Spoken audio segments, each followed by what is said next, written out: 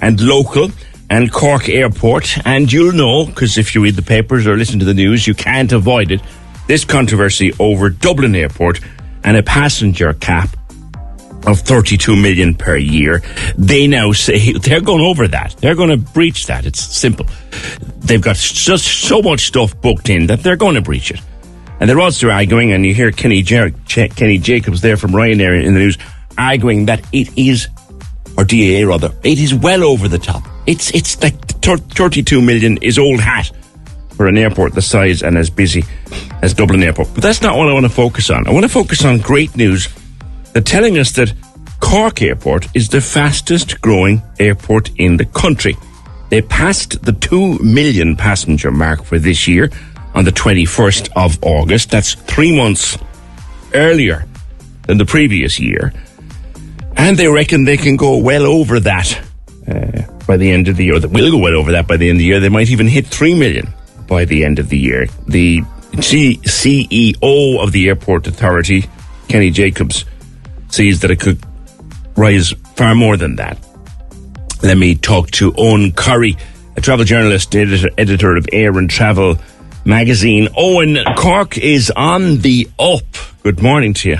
Cork is flying. It's got, to coin a phrase, it's got the fastest growth rate of any of the Irish airports.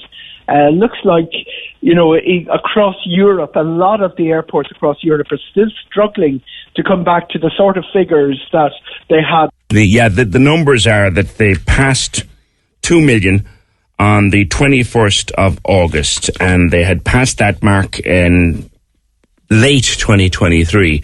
Passing it that early certainly looks like it could go over 3 million for 2024. This possible increase of 40% over the next 6 to 8 years, that could bring them to well over 5 million. There's a one back. Thank you very much, lads. Eoghan, sorry about that.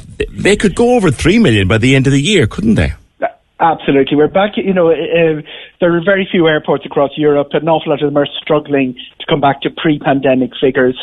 Cork is flying, to coin a phrase, fastest growing airport on the island. And everything looks like they will go past that 3 million figure. What is it in specifically that's working for Cork, do you think? New routes, increased frequencies on the existing routes.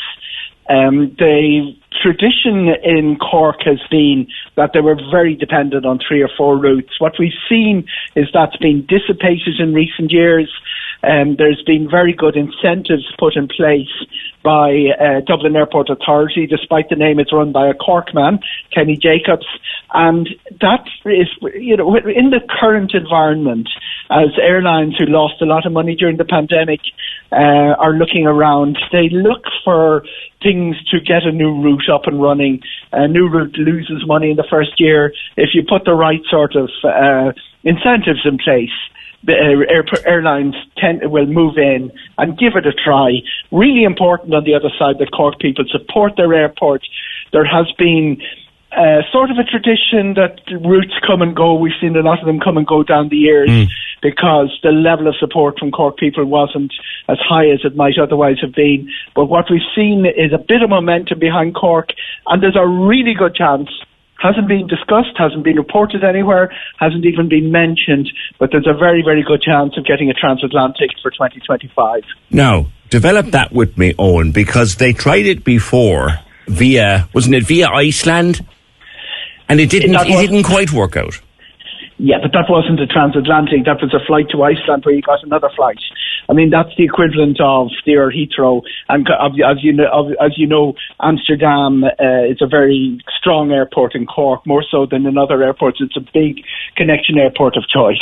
What we're looking at in Dublin next year is that the airport cap of 32 million, which is going to be exceeded this year. Kenny Jacobs said that this morning, and it's going to be exceeded next year unless something dramatic happens. But that has left the American airlines that are looking for growth out of Dublin in a quandary, and one of the things that they will be mulling over in the coming months is the Dublin charges are going to be higher. Obviously you get a feeder traffic in Dublin that you'd never get in Cork. But if you're dealing, as for instance, JetBlue, which launched the service from Boston and New York this year to Ireland, they're not really well known this side of the Atlantic. Most of their traffic are Americans coming to Ireland. Most Americans coming to Ireland, they really don't want to be flying into Dublin and driving across the country to what they really want to see. And Cork is as good an alternative as ever, as any. So it's a good proposition. And if the charges are right, and if the price is right, money talks, as Neil Diamond sang, and that's what Cork has at the moment. And do we have all the pre-clearance facilities that we need? No. And the pre-clearance is a huge, big deal for Europeans going to America. It's not that big a deal for Americans coming to Ireland. And of course, new aircraft have longer range as well. We'll see where that goes. Something else that they're very proud of in the airport, and I've spoken with young Barry Holland up there a number of times. Barry's great, their connections to the hubs, to the big hubs. And their proud boast is, Eoghan, we'll get you anywhere. You tell us where you want to go, and we will get you there, starting out of Cork. Yeah, you've got a one connection to almost everywhere in the world. The reason being that Cork has the key routes. As I say, Heathrow is a big connector, but Amsterdam, streaking ahead of Paris, by the way, in connection terms, not something we expected when Air France and KLM came together all those years ago. So Cork is basically avoid the hassle of the drive to Dublin and the car parking and the clamouring through the two terminals. It's an easier airport experience, and it gives you one connection options to a good proportion of Europe and Asia and Africa and America. So, if beyond that a little bit further, you're probably looking at two connections. Something else that also comes up from time to time, you've spoken of and addressed the Transatlantic thing. We'll see where that goes in 2025. Is there ever a possibility, do you think, Eoghan, that we might get the Cork-Dublin connection back? Because it would be huge for people to travel through Dublin as another hub. It's an interesting one because there is no interest, and I can tell you zero interest, in people going to Cork Airport to fly to Dublin to get off in Dublin and the other way around. There was a little bit of that before the Fermoy-Mitchelstown bypass opened, that last bit of that road. The service would then be dependent very heavily on connecting traffic. Yeah. People to Dublin Airport and not have to go airside. So it does make the business case for that sort of route a little bit more difficult, particularly when people tried it and it didn't work. Air Aran, the then Air Aran, lost a lot of money on it, and Ryanair were operating it very successfully until the road improved, just on point-to-point traffic.